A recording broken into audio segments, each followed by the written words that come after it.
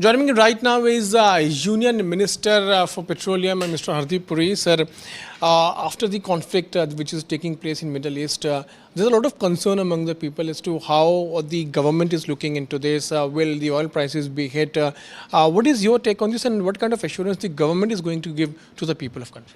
Now, first of all, it's an ongoing conflict. Therefore, it is always prudent in an ongoing conflict not to speculate. The fact of the matter is that those who are expressing concern are basing their concerns on an evolving military conflict which is escalating, and there are no two doubts about it. So the concern is not about the government. The government has to respond to that concern. And all I can do, I can't provide any assurances, but I can provide one assurance that the government is very confident of being able to navigate through this turbulence. What do I mean? Here, the primary concern of the consumer is on prices. Will the price of energy at the retail bunk, I mean the point at which people go to fill up their cars, and you know, in India, that's a very massive number. In a particular day, in one day, something like 67 million people go to the petrol outlets to fill up on petrol, diesel, CNG, and so on, battery swapping and so on. Now, I can tell you that why I am reasonably confident, and I choose my words carefully. The price of oil over the last 12 months or so has, contrary to expectations, remained in the 75 or so range, okay? Last time when there was economic uncertainty, economic activity had stopped during the COVID period, the price of a barrel of crude came down to $19.56. Then there was conflict and it went up to 128. So when this conflict started escalating, a lot of people, rightly perhaps, felt that the price of oil would shoot up and go in the upwards of 100 range. Why I am saying what I am saying? A, there is no shortage of oil in the world. And even the pre-current phase, I mean, the daily production was 102 million barrels a day. OPEC plus cut back 5 million barrels, brought it down to 97. But they are wanting to put some of it back. Then more and more oil is coming on the market from the Western Hemisphere. From the United States, from Canada, Guyana is a case in point, from Brazil. So there's no shortage of oil.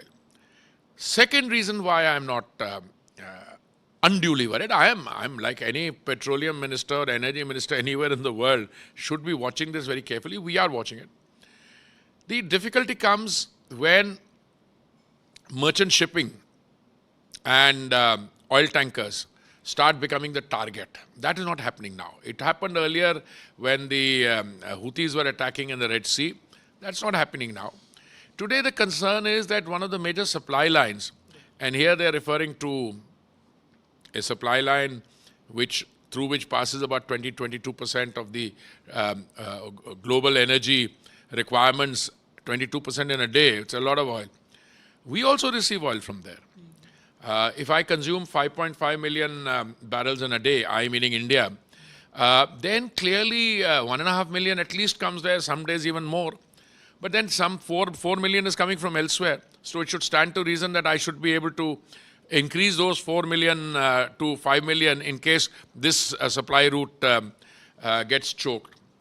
But the third factor I want to give you is, in the last 50 years that I've been either a professional civil servant or a minister, I've never seen the Straits of Hormuz closed down. It would not appear to be in anyone's interest, because it's not in the interest of the producing countries to close it down. It would not be in the interest of the consuming countries, and China is a major consumer. Iran is a major user. It's Iranian oil. So, according to current situations, yes, oil, which has been in the range of 70, 75 for over a year, it had gone down to 65 after President Trump assumed drill. They want prices to come down. They want inflation to be controlled. But there's another thing. The fact of the matter is, oil below 65 does not appear to be very viable for shale gas production as well. They would want it to be slightly higher. But today, oil is at 76. That is, again, on the reduced side, slightly on the higher side, but it's not alarmingly high. Is the market discounting further escalation? I don't know. We'll have to watch. If this happens and this supply chain hits, are there other options, other routes where we can switch We to? have diversified our sources of supply. We used to buy from 27 countries. We are buying from 40 countries. We bought from Argentina 2 consignments, and that's the 40th country. We also produce a fair amount, not very significant, fair amount, which we export. We can stop exporting and can use. So I'm not too worried about that. Yes, we will watch the situation carefully. We will navigate it, and if any measures have to be taken, which are time-bound, yes, insurance rates will go up. I think they've already gone up a bit.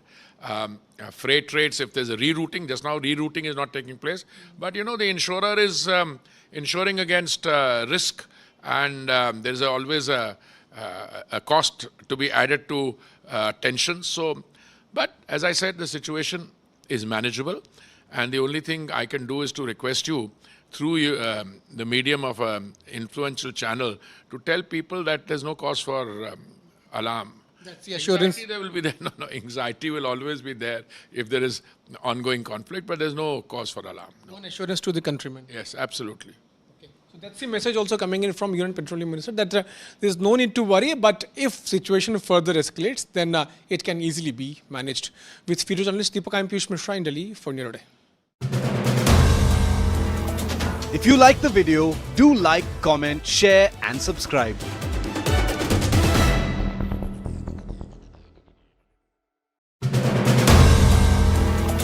If you like the video, do like, comment, share and subscribe.